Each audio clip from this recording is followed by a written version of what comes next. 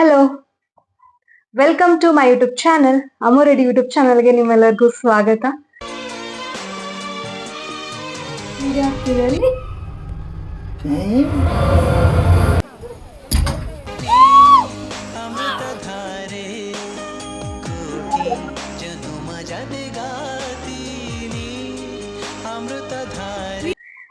ಇವತ್ತು ನಾನೊಂದು ನನ್ನ ಮನಸ್ಸಲ್ಲಿರೋ ಒಂದು ಭಾವನೆನ ಹೇಳ್ಕೊಳ್ಳೋಣ ಅಂತ ಬಂದಿದ್ದೀನಿ. ಏನು ಅಂತ ಅಂದ್ರೆ ಆಕ್ಚುಲಿ ಟೈಮ್ ಇವಾಗ 7 o'clock ಆಗಿದೆ. ನಾನೊಂದು 5:30ಗೆ ಎಲ್ಲಿಗೆ ಹೋಗಿದ್ದೆ ಅಂತಂದ್ರೆ, ಒಂದು ಮಗುಗೆ, ಅಂದ್ರೆ ನಮ್ಮ ಮನೆ ಹತ್ರ ಇರುವಂತಹ ಒಂದು ಮಗುಗೆ ಡ್ಯಾನ್ಸ್ ಕ್ಲಾಸ್ ಮತ್ತೆ ಕರಾಟೆ ಕ್ಲಾಸ್ ಯಾವ್ದಾದ್ರು ಒಂದು ಕ್ಲಾಸಿಗೆ ಹೋಗ್ಬಿಟ್ಟು ಜಾಯಿನ್ ಮಾಡಿಸ್ ಬರೋಣ ಅಂತ ಅನ್ಕೊಂಡಿದ್ದು. ಅವ್ರು ಕರೆದಿದ್ರು, ಸೊ ಅವ್ರ ಜೊತೆಗೆ ಹೋಗಿದ್ದೆ ನಾನು. ಸೊ ಅಲ್ಲಿಗೆ ಹೋದ್ಮೇಲೆ ಕರಾಟೆ ಕ್ಲಾಸ್ ನಾನು 1 ತಿಂಗಳು ಕಲ್ತು ಬಿಟ್ಟಿದ್ದು. ನಾನು ಹೇಳಿದ್ನಲ್ಲ, ಆಲ್ಮೋಸ್ಟ್ ನಾನು ನನ್ನ ಒಂದು ಜರ್ನಿ ಹಿಂದೆ, ನನ್ನ ಒಂದು ಚೈಲ್ಡ್ಹುಡ್ ಜರ್ನಿ ಹಿಂದೆ ಎಲ್ಲ ಅಮ್ಮಂದಿರು ಇರ್ತಾರೆ, ಬಟ್ ಸ್ಪೆಷಲ್ ಆಗಿ ನನ್ನ ಅಮ್ಮ ಒಬ್ರಿದ್ದಾರೆ. ಆ ಅಮ್ಮನ ಹಿಂದೆ ಅಪ್ಪನೂ ಕೂಡ ಇದ್ದಾರೆ. ಓಕೆ, ಯಾಕಂದ್ರೆ ಅಮ್ಮನ ಹಿಂದೆ ಬೆನ್ನೆಲುಬಾಗಿ ಅಪ್ಪ ಇದ್ದಾಗ್ಲೇನೆ ಮಕ್ಕಳು ಚೆನ್ನಾಗಿ ಬೆಳೆಯೋಕೆ ಸಾಧ್ಯ ಅಲ್ವಾ. ಸೊ ಹಾಗಾಗಿ ಏನು ಅಂತ ಅಂದ್ರೆ, ನಾನು ಮೇನ್ ವಿಚಾರಕ್ಕೆ ಬರ್ತೀನಿ. ಏನು ಹೇಳ್ಬೇಕು ಅನ್ಕೊಂಡಿದೀನಿ ಅಂದ್ರೆ, ನಮ್ಮಮ್ಮ ಆಕ್ಚುಲಿ ಟೀಚರ್, ಆಯ್ತಾ. ಸೊ ಅವರು ಬ್ಯಾಂಗ್ಳೂರಲ್ಲಿ ಟೀಚರ್ ಆಗಿ ವರ್ಕ್ ಮಾಡಿದ್ದಾರೆ. ಸೊ ಅಂದ್ರೆ ಬಿಫೋರ್ ಮ್ಯಾರೇಜ್ ಹೇಳ್ತಿರೋದು. ಸೊ ಅಲ್ಲಿ ಅಮ್ಮಂಗೆ ಗೊತ್ತು ಅವರು ಹೇಗೆ ಬೆಳೆದ್ ಬಂದ್ರು ಏನು, ಅವ್ರಿಗೆಲ್ಲ ಕಷ್ಟ ಕಾಲಗಳಲ್ವಾ. ಸೊ ಹಾಗಾಗಿ ಆ ಮದ್ವೆ ಎಲ್ಲ ಆದ್ಮೇಲೆ ನನ್ ಮಗಳು ಅವ್ರಿಗೆ ಭರತನಾಟ್ಯ ಅಂದ್ರೆ ತುಂಬಾ ಇಷ್ಟ, ಸಂಗೀತ ಕ್ಲಾಸ್ ಅಂದ್ರೆ ತುಂಬಾ ಇಷ್ಟ. ಭರತನಾಟ್ಯಂ ಹೋಗಿಲ್ಲ ಅವರು, ಬಟ್ ಸಂಗೀತ ಕ್ಲಾಸ್ ಮಾಡಿದ್ದಾರೆ. ಸೊ ಭರತನಾಟ್ಯ ನಾನ್ ಕಲ್ತಿಲ್ಲ, ನನ್ ಮಗಳು ಕಲೀಲಿ ಅನ್ನೋ ಒಂದು ಆಸೆ ಇತ್ತು. ಸೊ ಕಲ್ಸಿದ್ರು ನನ್ಗೆ. ಸೊ ನಾನು ಕೂಡ ಒಂದು ಕೆಲವು ತುಂಬಾ ವರ್ಷಗಳಿಂದನೂ ಕಲಿತಾನೆ ಇದ್ದೆ ನಾನು ಭರತನಾಟ್ಯನ. ಒಂದು ಬ್ಯಾಡ್ ಟೈಮ್ ಆಯ್ತಾ, ಒಂದು ಬ್ಯಾಡ್ ಟೈಮ್. ಸೊ ಅದನ್ನ ಕಂಟಿನ್ಯೂ ಮಾಡ್ಲಿಕ್ಕೆ ಆಗ್ಲಿಲ್ಲ. ಈವನ್ ಮೇ ಬಿ ನಂಗೆ ಅಷ್ಟೊಂದು ನೆನಪಿಲ್ಲ. ಬ್ಯಾಡ್ ಟೈಮ್ ಪ್ಲಸ್ ನನ್ನ ಒಂದು ಇಂಟ್ರೆಸ್ಟ್ ಕೂಡ ಕಮ್ಮಿ ಆಯ್ತು ಅಂತ ಅನ್ಕೊಂಡಿದೀನಿ. ಸೊ ಹೋಗ್ಲಿಲ್ಲ ನಾನು, ಆಯ್ತಾ. ಸೊ ನನ್ಗಿವಾಗ ಹೇಗನ್ನಿಸ್ತು ಅಂತಂದ್ರೆ, ಆ ಸ್ಟೇಜಿಗೆ ಬಂದಾಗ್ಲೇ ಯಾವ್ದೋ ಒಂದು ಎಕ್ಸಾಂಪಲ್ ಏನಾದ್ರೂ ಒಂದು ತಗೊಳ್ಳಿ, ಒಂದು ಆ ಒಂದು ಟೈಮ್, ಆ ಒಂದು ಸ್ಥಿತಿಗೆ ಬಂದಾಗ್ಲೇನೆ ಗೊತ್ತಾಗೋದು. ಈಗ ನಾವು ಚಿಕ್ಕವರಿದ್ದಾಗ ನಮ್ಮ ಅಪ್ಪ ಅಮ್ಮಂಗೆ ಚಿಕ್ಕದೊಂದು ಏನೋ ಒಂದು ಮ್ಯಾಟ್ರ್ ಆಗ್ಲಿ, ನಾವೊಂದು ಸಡನ್ ಆಗಿ ಏನೋ ಯೋಚನೆ ಮಾಡಿದ್ರೆ ಬೈದ್ ಬಿಡ್ತೀವಿ. ನಮಗ್ ತಿಳುವಳಿಕೆ ಇದ್ದು ಅಷ್ಟೇ, ತಿಳುವಳಿಕೆ ಇಲ್ಲ ಅಂದ್ರೂ ಅಷ್ಟೇ, ಸೊ ಬೈದ್ ಬಿಡ್ತೀವಿ. ಸೊ ಅದು ಹೇಗಾಗುತ್ತೆ ಅಂದ್ರೆ, ಅವಾಗ ನಮ್ಗೆ ಗೊತ್ತಿರಲ್ಲ, ಬಟ್ ಆ ಪ್ಲೇಸಿಗೆ ಬಂದಾಗ ನನಗೆ ಅನಿಸ್ತಾ ಇರೋದು ಹೇಳ್ತೀನಿ. ನವ ಐ ಮೀನ್ ದಟ್ ಪ್ಲೇಸ್, ಓಕೆನಾ. ಸೊ ಇವಾಗ ಅಲ್ಲಿ ಹೋದಾಗ ಏನ್ ಅನ್ಸು ಅಂದ್ರೆ, ಮಕ್ಕಳನ್ನ ಕರ್ಕೊಂಡ್ಬಂದು ಮಗಳನ್ನ ಒಳಗಡೆ ಬಿಟ್ಟು ಅಲ್ಲಿ ಭರತನಾಟ್ಯ ಮಾಡುವಾಗ ಅಂದ್ರೆ 1 hour ಕ್ಲಾಸಸ್ ಅಂತೂ ಇದ್ದೇ ಇರುತ್ತೆ. ಸೊ 1 hour ಹೊರಗಡೆ ಕುತ್ಕೊಂಡು ಕಾಯ್ತಾ ಇರ್ತಾರೆ. ಸೊ ನನ್ನ ಅಮ್ಮನು ಕೂಡ ಭರತನಾಟ್ಯ ಕ್ಲಾಸಿಗೆ ಹೋದಾಗ ನನ್ನ ಕಳ್ಸ್ಬಿಟ್ಟು, ನನ್ ಮಗಳು ಕಲೀಲಿ, ನಾನ್ ಕಲಿತಾ ಇರೋದ್ರಿಂದ ನನ್ ಮಗಳು ಕಲಿಬೇಕು, ಏನಾದ್ರು ಒಂದು ಸಾಧನೆ ಮಾಡ್ಬೇಕು ಅನ್ನೋ ಒಂದು ಆಸೆ ಇತ್ತು.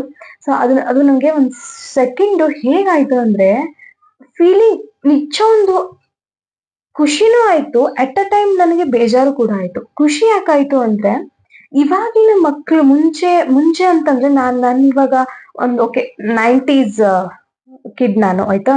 ಸೊ 90 ಕಿಡ್ ನಾನು.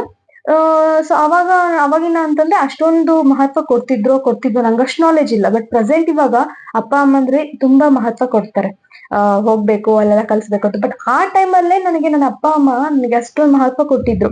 ನಾನು ಹೇಳಿದ್ದನ್ನೇ ನನಗೆ ಕೊಡ್ಸೋರು, ನಾನು ಹೇಳಿದ್ದನ್ನೇ ಮಾಡೋರು. ಅಂಡ್ ಆಲ್ಸೋ ಭರತನಾಟ್ಯ ಅನ್ನೋ ಒಂದು ಚೂಸ್ ನಮ್ಮ ಮಮ್ಮಿ ಆಕ್ಚುಲಿ, ಬಟ್ ಅದನ್ನ ನಾನು ಮಾಡಿದೆ.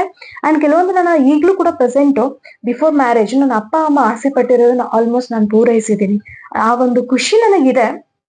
ಬಟ್ ಸಮ್ಟೈಮ್ಸ್ ಗೊತ್ತಲ್ವಾ, ಉಪ್ಪು ಖಾರ ಹುಳಿ ಮನುಷ್ಯರು ತಿಂತಾರೆ ಅಂತಂದ್ರೆ, ಮಕ್ಳೇ ಆಗ್ಲಿ ದೊಡ್ಡವರೇ ಆಗ್ಲಿ, ಒಂದು ಕ್ಷಣ ಒಂದು ಆಸೆ ಹೋಗುತ್ತೆ, ನಾವು ಸಡನ್ ಆಗಿ ಬೈದ್ ಬಿಡ್ತೀವಿ ಹಾಗೆ ಅಂತ ಅಲ್ವಾ. ಸೊ ನನ್ಗೆ ಒಂದ್ ಸೆಕೆಂಡ್ ಏನ್ ಅನಿಸ್ತು ಅಂತ ಅಂದ್ರೆ, ಅಲ್ವಾ, ತಾಯಿ ಅನ್ನೋ ಒಂದು ಜೀವ ಎಷ್ಟೊಂದು ತ್ಯಾಗ ಮಾಡ್ಕೊಂಡು ಇರ್ತವೆ ಅಂತಂದ್ರೆ, ಒಂದು ಹೆಣ್ಣು ಅನ್ನೋ ಒಂದು ಜೀವನೇ ಒಂದು ತ್ಯಾಗದಲ್ಲಿ ಬಂದ್ಬಿಡುತ್ತೆ ಅಲ್ವಾ. ಸೊ ಅದೊಂದು ನನ್ಗೆ ಕಣ್ಮುಂದೆ ಬಂದೋಯ್ತು. ಸೊ ನಂಗ್ ಮಮ್ಮಿ ನೆನ್ಪಾಯ್ತು ಆಕ್ಚುಲಿ.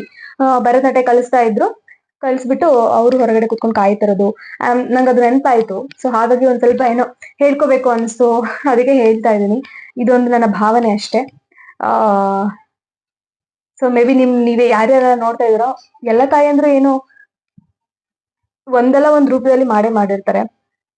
ನಾಟ್ ಓನ್ಲಿ ಆ ಭರತನಾಟ್ಯ ಕ್ಲಾಸಸ್ ಹೋಗ್ಬಿಟ್ಟು ಬಂದ್ರು ಮಾಡಿದ್ರು ಅಂತಲ್ಲ, ತಾಯಿ ಅಂದರೆ ಗ್ರೇಟ್ ಆಕ್ಚುಲಿ ಅಲ್ವಾ, ಅಮ್ಮ ಅಂದ್ರೆ ಗ್ರೇಟ್ ಆಕ್ಚುಲಿ ಎಲ್ಲಾ ವಿಷಯದಲ್ಲೂ ಕೂಡ. ಸೊ ನನ್ಗದೊಂದು ನೆನ್ಪಾಯ್ತು ಅದಕ್ಕೋಸ್ಕರ ನಾನು ಒಂದು ಈ ಫೀಲಿಂಗ್ ನ ಹೇಳ್ಬೇಕು ಅನ್ನೋ ಒಂದು ಫೀಲ್ ಬಂತು. ದಟ್ಸ್ ವೈ ನಾನು ಜಸ್ಟ್ ಬಂದೆ, ನಾನು ಬಂದ್ ಕುತ್ಕೊಂಡು ಓಕೆ ಅದೊಂದು ನೆನಪನ್ನ ಮೆಲ್ಕ್ ಹಾಕ್ತಾ ನಿಮ್ ಮುಂದೆ ಹೇಳ್ದಂಗೂ ಆಗುತ್ತೆ.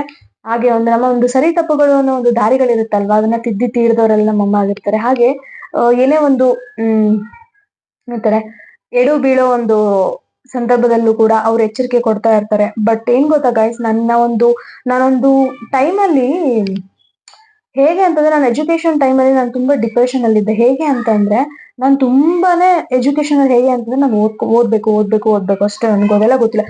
ನನ್ಗೆ ಯಾವ ತರ ಮೈಂಡ್ ಅಂದ್ರೆ, ನೀನ್ ಎಷ್ಟೇ ಓದು ನನ್ಗೆ ತಲೆಗೆ ಹತ್ತುತ್ತಿರ್ಲಿಲ್ಲ ಆಯ್ತಾ. ಬಟ್ ನಮ್ಮ ಅಣ್ಣ ಹಾಗಿರ್ಲಿಲ್ಲ. ನಮ್ಮ ಅಣ್ಣ ಒಂದ್ 2 ನಿಮಿಷ ಹಿಡ್ಕೊಂಡು ಕುತ್ಕೊಂಡ್ರೆ ಅದನ್ನ ಎಕ್ಸಾಮ್ ಅಲ್ಲಿ ಅದನ್ನೇ ಬರಿತಾ ಇದ್ದ, ಡಿಟ್ಟು ಕಾಪಿ ತರ. ಅಷ್ಟು ಶಾರ್ಪ್ ಮೈಂಡ್ ಇತ್ತು ನನ್ನ ಅಣ್ಣಂದು. ಬಟ್ ನಂದ್ ಹಾಗಲ್ಲ, ನೀನು 1 ವಾರ ಕುತ್ಕೊಂಡು 1 ಚಾಪ್ಟರ್ ಹೋದ್ರು ಹೋಗಿ ಎಕ್ಸಾಮ್ ಹಾಲಲ್ಲಿ ನನ್ಗೆ ಬರೆಯಕ್ ಆಗ್ತಿರ್ಲಿಲ್ಲ. ಆ ತರ ಇತ್ತು ನನ್ನ ಮೈಂಡು. ಸೊ ಆ ಟೈಮಲ್ಲಿ ನಾನು ಹೇಗೆ ಅಂತಂದ್ರೆ ಡಿಪ್ರೆಷನ್ ಹೋಗ್ಬಿಟ್ಟಿದ್ದೆ ಎಕ್ಸಾಮ್ ಟೈಮಲ್ಲಿ ನಾನು. ಸೊ ನನಗೆ ಎಲ್ಲಾ ಟೈಮಲ್ಲೂ ನನಗೆ ಅಮ್ಮ ಬ್ಯಾಕ್ ಬೋನ್ ಆಗಿ ನಿಂತ್ಕೊಂಡಿದ್ದು, ಇಲ್ಲ ನೀನ್ ಮಾಡ್ತೀಯಾ ಮಾಡು, ಹೋಗ್ತೀಯಾ ಹೋಗು ಅಂತ ಎಜುಕೇಶನ್ ಟೈಮಲ್ಲಿ ಮಾಡಿದ್ದು. ಸೊ ಅದೊಂದು ತುಂಬಾನೇ ನೆನಪಾಗುತ್ತೆ ನನಗೆ ಕೆಲವೊಂದ್ಸರಿ ಹೇಳ್ಕೊಳ್ಳುವಾಗ. ಅಂಡ್ ಇನ್ನೊಂದು ಜಾಬ್ ಮ್ಯಾಟ್ರ್ ಅಂತ ಬಂದ್ರೆ ಎಲ್ರಿಗೂ ಕೂಡ ಗೊತ್ತಿರೋದೆ. ಜಾಬ್ ಅಂತ ಬಂದಾಗ ಸಡನ್ ಆಗಿ ಓದಿದ ತಕ್ಷಣ ನಾನೊಂದ್ ಸ್ವಲ್ಪ okay I am like a posh girl. But ಹೇಗನ್ಸುತ್ತೆ ಅಂತಂದ್ರೆ ಸಮಟೈಮ್ಸ್ ನಮ್ಮ ಒಳಗಿನ ಒಂದು ಮುಗ್ಧತೆ ಹೊರಗ್ ಬಂದಾಗ ಅನ್ಸುತ್ತೆ. ಸೊ ಹಾಗೆ ನಾನು ಕೆಲ್ಸಕ್ಕೆ ಜಾಬ್ ಅಂದ್ರೆ ಆಫ್ಟರ್ ನನ್ನ ಒಂದು ಡಿಪ್ಲೊಮಾ ಕಂಪ್ಲೀಟ್ ಆದ್ಮೇಲೆ ನಾನು ನೆಕ್ಸ್ಟ್ ಜಾಬಿಗೆ ಹೋಗ್ಬೇಕು ಅಂದಾಗ್ಲೂ ನನಗೆ ಆ ಮುಗ್ಧತೆ ಹೊರಗ್ ಬಂತು. ನನ್ ಕಡೆ ಆಗಲ್ಲ ಅನ್ನೋ ಒಂದು ಮುಗ್ಧತೆ ಬಂತು.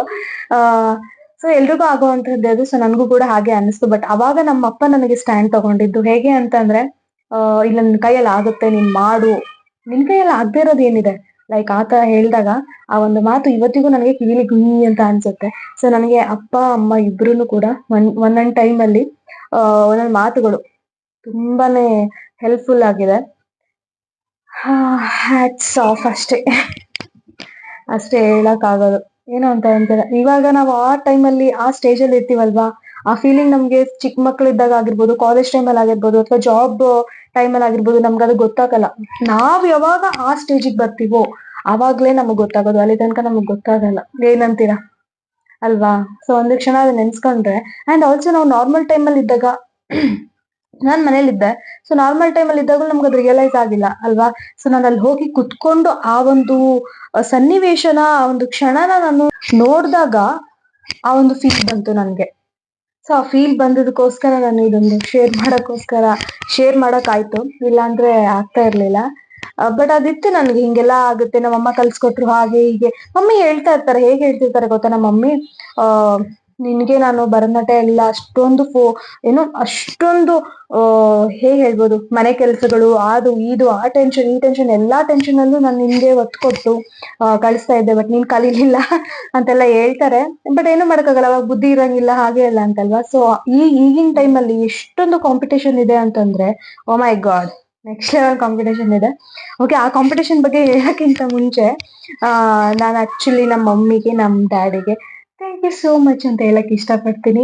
ಯಾಕೆ ಈಗ ಈಗ ಹೇಳ್ಬೋದು, ಈಗ ಫಾರ್ ಎಕ್ಸಾಂಪಲ್ ಇವಾಗ ಮದರ್ಸ್ ಡೇ, ಫಾದರ್ಸ್ ಡೇ ಅಂತೆಲ್ಲ ಬರುತ್ತೆ. ಸೊ ಅವತ್ತಿನ ದಿನ ನಮ್ಮ ಒಂದು ಸೋಷಿಯಲ್ ಮೀಡಿಯಾದಲ್ಲಿ ಫೋಟೋಸ್ ಅಂಡ್ ಎವ್ರಿಥಿಂಗ್, ಆಮೇಲೆ ಮತ್ತೆ ಆ ಒಂದು ಸವಿ ನೆನಪುಗಳು ಎಲ್ಲ ಹಾಕೋದು, ವಿಡಿಯೋಸ್ ಹಾಕೋದು, ಅದೆಲ್ಲ ಓಕೆ. ಬಟ್ ಏನು ಇಲ್ದಿರೋ ದಿನ ನನ್ಗೆ ಈ ತರ ನೆನಪಾಗಿದೆ ಅಲ್ವಾ, ಅದು ನನ್ಗೆ ಇದನ್ನ ಶೇರ್ ಮಾಡ್ಕೋಬೇಕು ಅಂತ ನನ್ಗೆ ಅನ್ಸ್ತು.